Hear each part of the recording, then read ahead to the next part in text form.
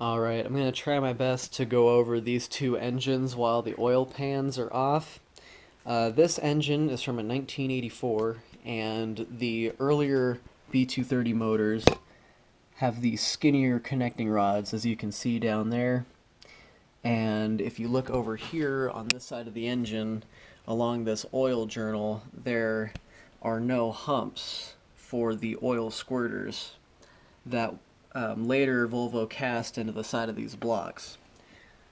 So the main differences between the earlier engines and the later engines are the main throwout bearing, or thrust bearing, whatever you want to call it.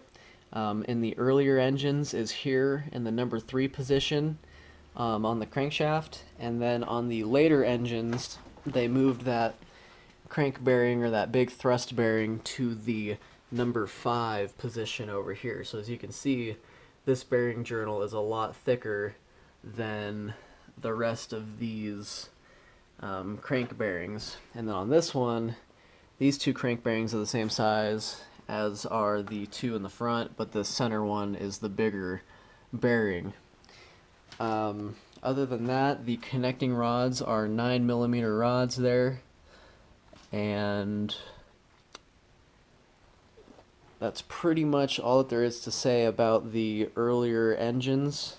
This one over here is from 1991, and as I said before, the throwout bearing is positioned here in the back, and instead of having those 9mm rods, these things were served up with the 13mm rods.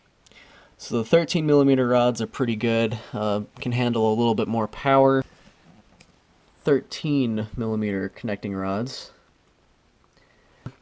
So I am actually planning on turboing this engine. I got an oil bung welded onto this pan over here for the oil drain.